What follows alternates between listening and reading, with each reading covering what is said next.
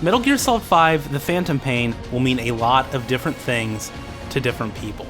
For some, it will be the technological powerhouse that, alongside The Witcher 3, welcomed in a new generation of video games. For others, it will be the dozens of hours spent inside its world, building up Mother Base and increasing Big Boss's arsenal. For others yet, it will be the game that marks the end of an era. The last Metal Gear Solid game made by Hideo Kojima, and the last AAA production put out by Konami. I'll remember it for two things: for its mechanical excellence, and for the peculiar place it finds for itself within Metal Gear's 30-year-old canon.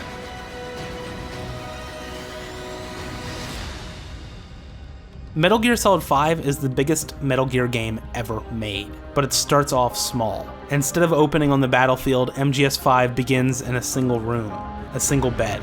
The entire game is built around putting us into Snake's shoes, more so than any other entry in the series, and that starts here. The game confines us to that bed, limiting our view to first person and withholding almost all control. We feel paralyzed, helpless as the world comes crashing down around us. Where other Metal Gear Solid games go out of their way to empower the first-time player, MGS5 does just the opposite. We're forced to follow Ishmael as he sneaks, crawls, and shoots his way out of the hospital. We're not actually playing the game here.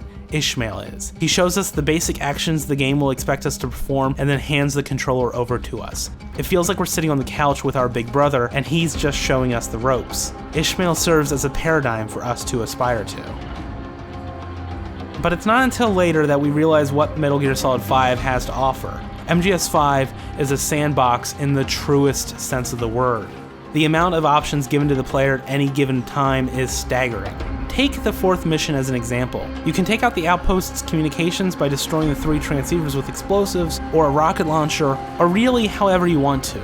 Or you can find the comm console and destroy that with gunfire. Or you can destroy the radar dish before the mission even begins, choose the nearby entry point, and gun down the transceivers without ever setting foot on the ground.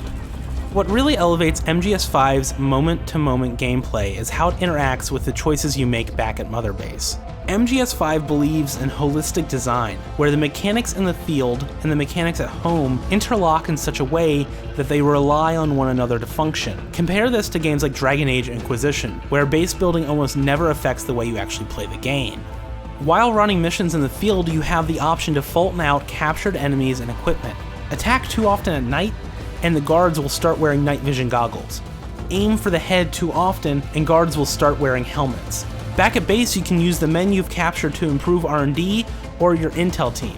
Or you can assign the men to your combat units, which you can use to target the enemy's supply of night vision goggles or helmets, the exact same equipment that they just started using to defend against your own playstyle. Whatever assignment you end up giving to your men, it will almost always affect your moment-to-moment gameplay. And every time you finish a mission, there are new weapons to try out, teams that leveled up, and soldiers ready to redeploy. That acts as a constant carrot, always begging you to play the next mission, try another side op, and Fulton out more men.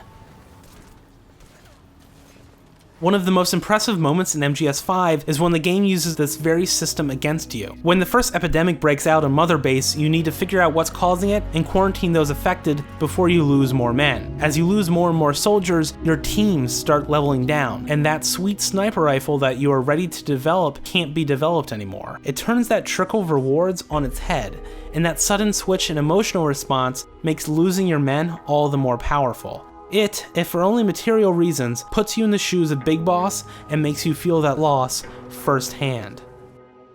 Later on, there's a second outbreak, except this time you have to pull the trigger yourself. Your comrades die by your own hand. They beg for their lives, they run away from you, some even salute you as their dying action. The on-screen visuals, the atmosphere, the gunplay, and what could have been a generic base building system combined to make one of the most compelling moments in recent video games. I won't see you in his ashes.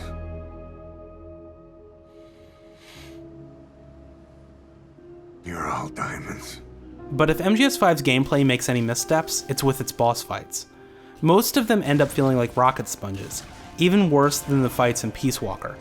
Boss fights should test the player's existing knowledge of the game's movesets. They should also take into account the player's learned behaviors. MGS5's primary mechanics and level design reward stealth and silent elimination, so those are the behaviors we learn. but its boss fights reward entirely different playstyles. That contradiction in design sticks out like a sore thumb, and it's the reason why these fights are so damn frustrating.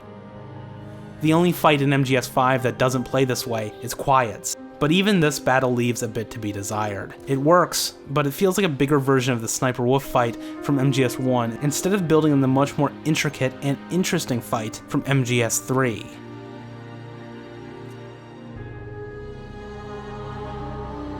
A lot has been said about Quiet, the outrage over her design, and Kojima's remarks about that outrage. There isn't much I can say that hasn't already been said. What I will say is that I think the problem with Quiet's design is partly symptomatic of a much larger issue with MGS5's tone. Past games used their campiness to highlight emotional moments and overarching themes. They would often disarm us with their humor before diving into preachy messages. Infinite ammo. MGS5 never uses its camp as a juxtaposition device because, aside from its gameplay, there is none. MGS5's cutscenes and audio logs very rarely, if ever, delve into the level of camp seen in the other games. Instead, it uses imagery from present-day atrocities to stir up emotions and attribute meaning. Images like Guantanamo Bay, and real places like Afghanistan, and real things that happen to real people like torture and the proliferation of child soldiers. And yet, the gameplay portion of MGS5 still welcomes the zany and nonsensical just as MGS1 through 4 did. Such jarring shifts and tone make the whole game feel conflicted, and this conflict is most noticeable in Quiet. Her over-sexualization feels dirty in a game that draws inspiration from some of the greatest horrors of the 21st century. It's obvious that Hideo Kojima outgrew the canon created by the previous games. He was ready to tell a different story with a different tone, but for whatever reason, he felt obligated to force that vision into the mold of Metal Gear Solid. The result is that MGS5 constantly struggles to simultaneously distance itself from the originals while paying homage to them.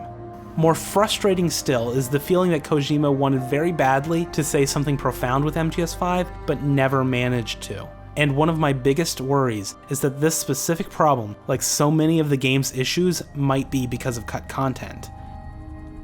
Metal Gear Solid 5 actually has 2 endings. The first ending comes with the defeat of Sahelanthropus. In reality, this is only the end of Chapter 1. The rest of the game is Chapter 2, and this is where the rumors of deleted content make the most sense. The entire second chapter of the game feels like it's leading into something that never happens. It'll be a declaration of war against Cypher itself.